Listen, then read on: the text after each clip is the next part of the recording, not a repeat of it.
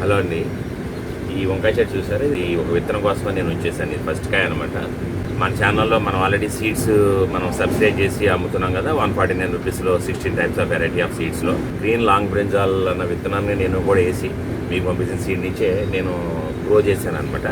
Grow చేస్తే first వంకాయ నేను ఉంచేసాను. తర్వాత మనం హార్వెస్టింగ్లో చూసాం, మనం తర్వాత వంకాయలు కోసాం మనం కొన్ని. సో తర్వాత ఏమైందంటే ఈ వంకాయలు ఆటోమేటిక్ ఎప్పుడైతే కలర్ చేంజ్ అయిందో మిగిలిన వంకాయలు ఏవైతే వచ్చినాయి అవి కూడా కలరింగ్ చేంజ్ అయిపోయినాయి అనమాట. అంటే సీడ్ సేవింగ్ చేయడానికి ఏంటంటే మనకు నార్మల్గా ఫస్ట్ వచ్చిన కాయని పెద్ద కాయని ఉంచుకోవాలండి ఎప్పుడు కూడా. సో దానివల్ల ఏమవుతుందంటే మనకు నెక్స్ట్ జనరేషన్స్లో మనం వేసే సీడ్స్ అన్నీ కూడా కాయని మళ్ళీ ఇంకా పెద్దగా రావడానికి అవకాశం ఎక్కువ ఉంటుంది అనమాట, చిన్న కాయలు రాకుండా.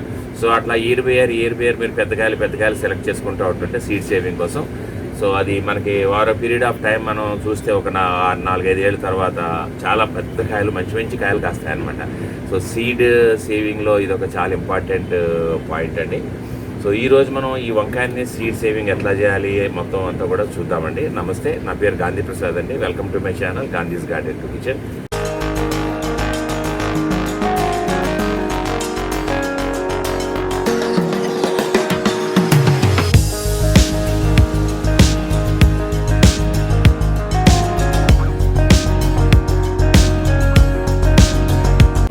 నా ఛానల్ ఇప్పటివరకు మీరు ఎవరైనా చూడకపోయి ఉంటే, ఇది అప్పుడే ఫస్ట్ టైం వచ్చి ఉంటే చాలా థ్యాంక్స్ అండి నా ఛానల్ చూస్తున్నందుకు మీరు. అలాగే నా ఛానల్ ఇంకా చాలా మంచి వీడియోస్ ఉన్నాయి, నాలెడ్జబుల్ వీడియోస్ ఉన్నాయి. సో చూడండి, మీకు నచ్చితే తప్పకుండా సబ్స్క్రైబ్ చేయడం మర్చిపోకండి. సబ్స్క్రైబ్ చేసి పక్కనే బెల్ ఐకాన్ క్లిక్ చేస్తే మీకు అన్ని నోటిఫికేషన్స్ వస్తాయి, ఏది మిస్ కాకుండా ఉంటారు నా కొత్త నోటిఫికేషన్స్ ఏ వచ్చినా సరే. సో అలాగే మన ఛానల్లో ఎవ్రీ థర్స్డే మధ్యాహ్నం 2 o'clock లైవ్ ఉంటుంది. సో మీరు కూడా జాయిన్ అవ్వచ్చు. ఛానల్ సబ్స్క్రైబర్స్ మట్టుకే వాళ్ళు అందులో కామెంట్ చేయగలుగుతారు, మీ క్వశ్చన్స్ అడగవచ్చు. సో మీ నుంచి నేను నేర్చుకుంటాను, నా నుంచి మీరు నేర్చుకోవచ్చు. సో తప్పకుండా లైవ్లో కూడా జాయిన్ అవ్వండి. ఎవ్రీ థర్స్డే మధ్యాహ్నం 2 o'clock అండి. సో ఈరోజు మనం ఈ కాయలన్నీ కోసేద్దాం. ఫస్ట్ మనం కోసేసి వీటిని ఎట్లా మనం చేసుకోవాలి.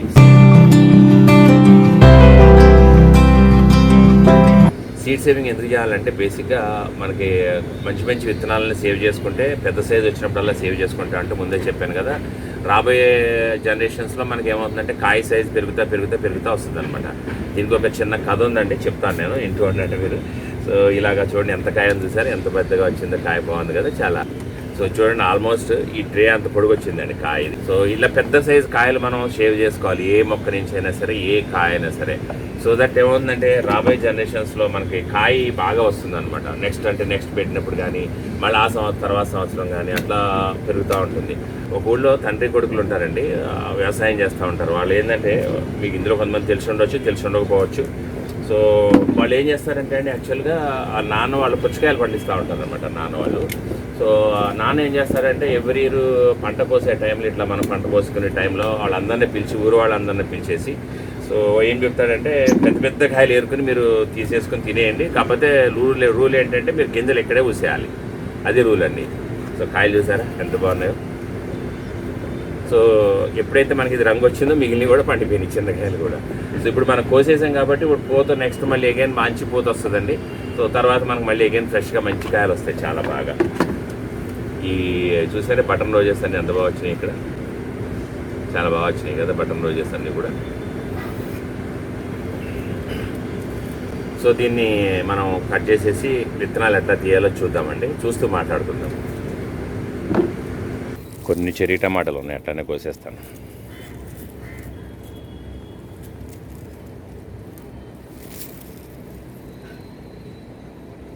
చూసారా కాయలు ఎంత బాగున్నాయో వంకాయలు. వీటితో పాటు కొన్ని చెర్రీలు ఉంటే కోసాను. సో పెద్ద వంకాయను కోసేసి ఇందులో విత్తనాలు తీసేద్దాం. ఫస్ట్ సెంటర్ కట్ చేసేస్తాను ఫస్ట్ ఒకటి. చూసారా ఎంత బాగుందో లోపల, అసలు దీన్ని నిలువుగా కట్ చేద్దాం. ఇదిగోండి విత్తనాలు చూడండి ఎంత బాగున్నాయో. సో ఇది కూడా కట్ చేసేద్దాను.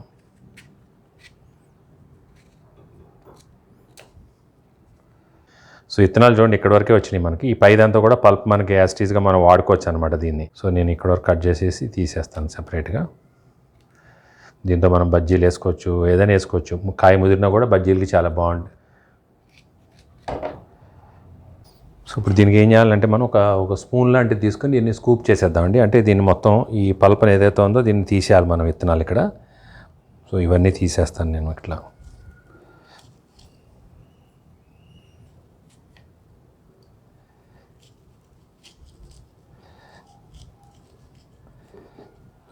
సో విత్తనాలు చూడండి ఎంత బాగున్నాయో కదా.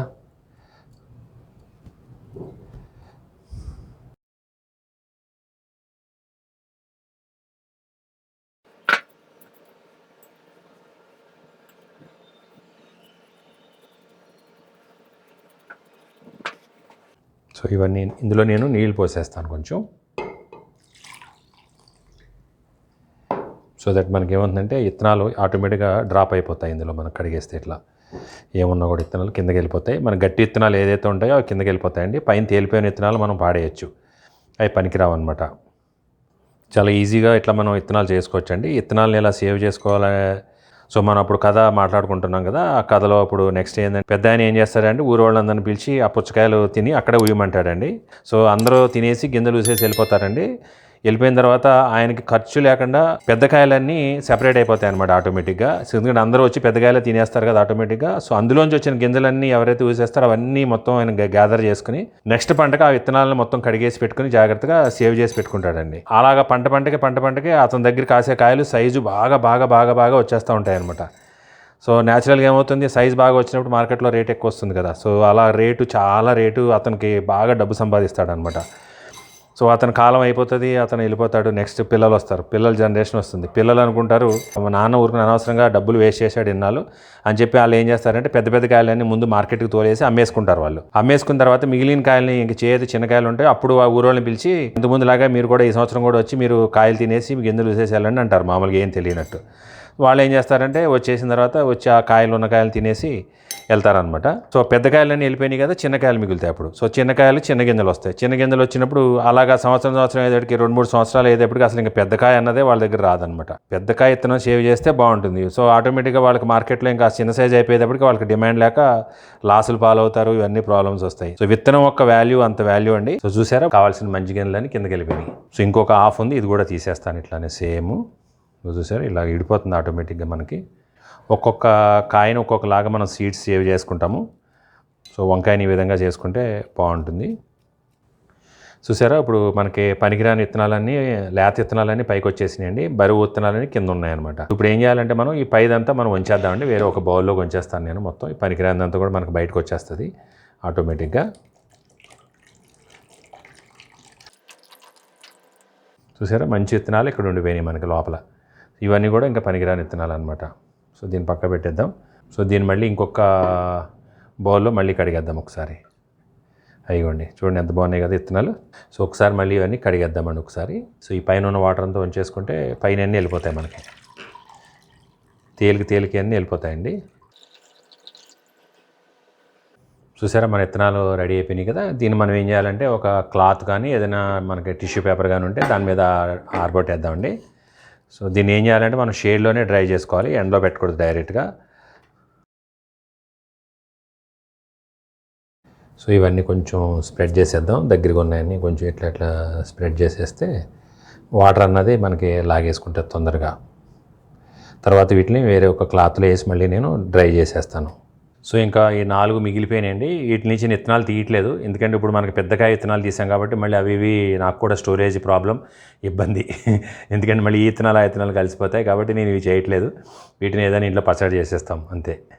సో ఈ విత్తనాలు సరిపోతాయి మనకి చాలా. టిష్యూ పేపర్లో ఆరిపోయిన తర్వాత కొంచెం వాటర్ లాగేగానే నేను వాటిని అన్నింటినీ కూడా ఒక క్లాత్ మీదకి తీసుకొచ్చానండి. సో క్లాత్ మీద జల్లేసాను అన్నీ కూడా, ఎందుకంటే మనకి టిష్యూ పేపర్లోనే అలాగే ఉంచేస్తే ఏమవుతుందంటే తర్వాత టిష్యూ పేపర్కి అతుక్కుపోతాయి. అందుకని ఏంటంటే కొంచెం వాటర్ లాక్కోవడం వరకు కొంచెంసేపు టిష్యూ పేపర్ మీద వేసుకుంటే తొందరగా వాటర్ లాక్కుంటే తర్వాత ఈ బట్ట మీద మనం ఇట్లా వేసేసుకోవచ్చు. సో ఇవన్నీ బాగానే ఆరిపోయినాయండి చూడండి, అలాగా లూజ్గా అయిపోయినాయి చాలా. ఇవన్నీ దగ్గరికి చేసేస్తాం, ఒక చిన్న కంటైనర్లో వేసేసుకుందాం మనం ఇప్పుడు వీటిని. ఇప్పుడు ఇలా సీడ్స్ని మనం ఛానల్ స్టోర్ చేసుకోవాలంటే ఇంపార్టెంట్ ఏంటంటే మనకి ఫస్ట్ థింగ్ ఏంటంటే డ్రై అవ్వాలి, పూర్తిగా డ్రై అవ్వాలి, ఏమాత్రం మాయిశ్చర్ ఉండకూడదు.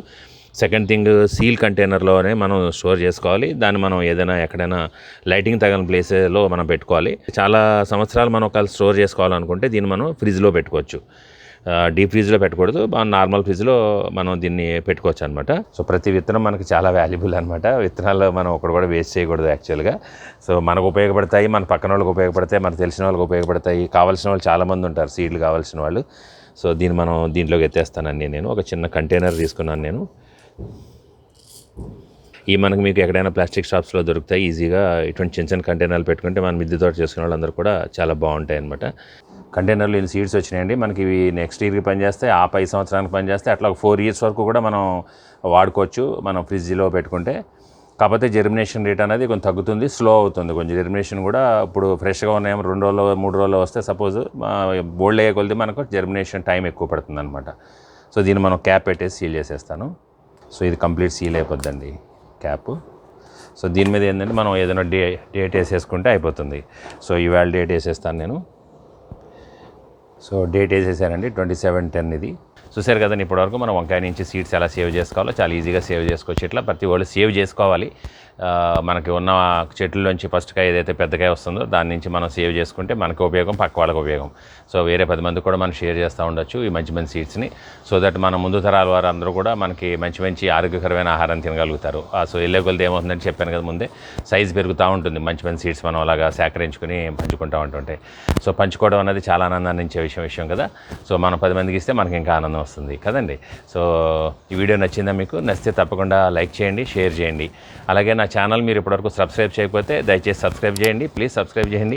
అలాగే పక్కన బెల్ ఐకాన్ క్లిక్ చేసి ఆల్ నోటిఫికేషన్స్ యాక్టివేట్ చేసుకోండి. సో ఈ వీడియో చూసినందుకు చాలా ధన్యవాదాలండి. ఇంకొక కొత్త వీడియోతో మేము ముందుకు వస్తాను. ఇక్కడ మీకు స్క్రీన్ మీద 4 వీడియోలు కనపడుతున్నాయి కదా. సో అవి కూడా చూడండి, మీకు చాలా ఉపయోగకరమైన వీడియోస్ అవి. సో మీకు నచ్చితే తప్పకుండా సబ్స్క్రైబ్ చేయడం మర్చిపోకండి ఛానల్ని. సో మీ ముందుకు ఎంతో రీసెర్చ్ చేసి తీసుకొచ్చే సబ్జెక్ట్కి మీరు అందరూ సబ్స్క్రైబ్ చేస్తుంటే ఇంకా ఉత్సాహంగా ఉంటుంది. సో ఇంకో వీడియోలో కలుద్దామండి. నమస్తే, థ్యాంక్ యూ.